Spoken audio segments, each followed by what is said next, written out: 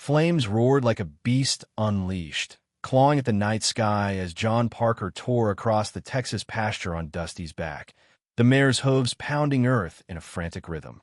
The fire's glow had hit him like a slap, bright, fierce, and wrong, spilling over the ridge from Mary Ellen Carter's ranch.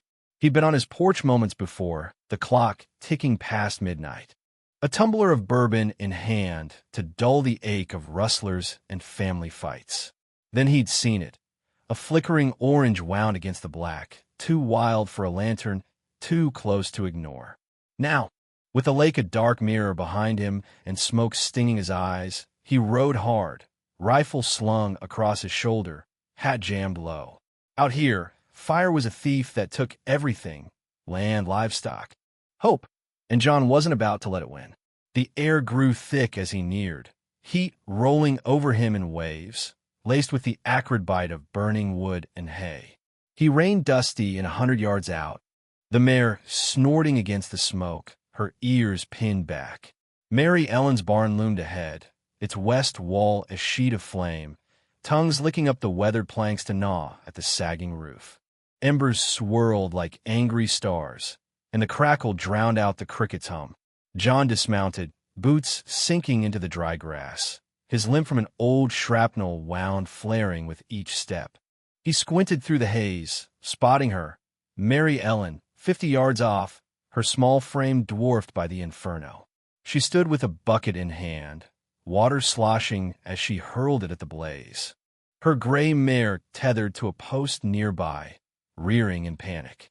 "John!" she shouted, her voice raw over the fire's roar, her face streaked with soot and desperation. She dropped the bucket, running toward him, braids swinging loose, her denim shirt singed at the hem. "The horses, they're still inside." He grabbed her arms, steadying her as she stumbled. "How'd it start?" he yelled, his eyes darting to the barn. 2 horses whinnied in terror from the stalls, their hooves hammering the weakening doors, the sound cutting through him like a blade. "Don't know," she cried, wiping sweat from her brow. "Woke up choking on smoke. Ran out, and it was already like this. Someone did it, John. I swear it." His gaze swept the chaos, landing on a glint near the barn's base. A metal can toppled on its side, leaking a puddle that shimmered with the telltale sheen of gasoline. Arson. The word hit him like a punch, rage surging hotter than the flames. "Get back," he barked, pushing her toward the trough by her porch. "Stay with the mare. I've got this." She hesitated, fear and defiance warring in her blue eyes, but nodded and retreated, calling her horse to calm. John turned to the fire, his jaw set, and grabbed a tarp from her porch steps, its coarse fabric rough against his calloused hands. He dunked it in the trough, water soaking through, then slung it over his shoulder, the weight cold and dripping. He pulled his bandana up over his nose, the smoke already clawing his throat, and charged the barn, the wet tarp his shield against the furnace ahead. The heat slammed him as he crossed the threshold, a wall of blistering air that singed the hair on his arms. Smoke billowed thick, stinging his eyes, and he coughed hard, tasting ash. The barn's interior was a hell's cape. Hay bales blazed in the corner, their golden stacks now black and crumbling, while flames danced up the support beams, cracking the wood like gunfire. He stumbled forward, boots crunching embers, and reached the stalls. The bay gelding reared, eyes rolling white, its mane singed at the tips. John flung the tarp over its head, yanking the latch free with a grunt. "Come on, boy," he rasped, dragging it through the haze, the horse's hooves slipping on the scorched floor.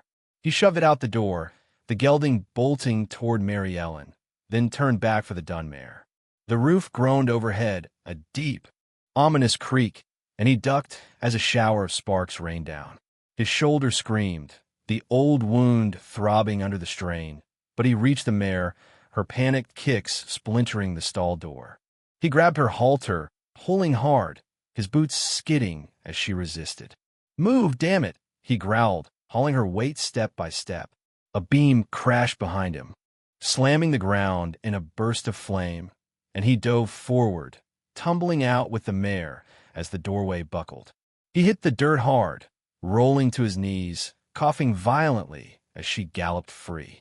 Mary Ellen ran to him, dropping beside him as he pushed up, his denim jacket smoldering, a burn blistering red on his forearm. "You're a damn fool, John Parker," she said, her voice trembling between relief and scolding, her hands gripping his shoulders to steady him. Soot blackened his face, sweat cutting tracks through it, but he was alive, and so were her horses. "Had to," he muttered, brushing ash from his Stetson, his breath ragged. She stared at him, her fierce gaze softening, and then, unthinking, unguarded, she leaned in, her lips pressing against his. It was quick, desperate, born of adrenaline and gratitude, her warmth cutting through the smoke like a lifeline. He froze, the taste of her lingering, then pulled back, his brown eyes wide with shock and something he couldn't name. Headlights slashed the night before he could speak, tires screeching as a sleek black pickup jolted to a stop. Jake Parker leapt out, his city boots crunching gravel, his face a storm of fury. Sarah followed, her teacher's poise fraying, her arms crossed tight. They stormed toward the smoldering barn, Jake's voice booming over the dying crackle. "What the hell is this, Dad? Her place burns, and you're what?" "Making out." Sarah's eyes widened, then narrowed, her voice sharp as a whip. "Dad, this is insane. You're risking your life. Our ranch for her." John stood slow, towering despite the soot and exhaustion, wiping his face with a singed sleeve. "Her horses were trapped. I got 'em out. That's it.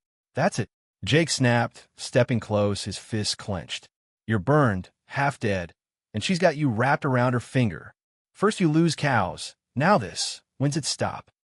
Mary Ellen bristled, planting herself beside John. "I didn't ask him to play hero, boy. He saved my livelihood. Something you'd know about if you cared for this land." Jake wheeled on her, venom in his glare. "Stay out of our family, lady. You're nothing to us, just some widow sniffing around what's ours." "Enough!" John roared, his voice a thunderclap that silenced the night. He grabbed Jake's shoulder, spinning him around, his grip iron from years as a soldier. "You don't talk to her like that. Not here, not ever." His eyes blazed, the fire's glow mirrored in them. Then he shoved Jake back, releasing him.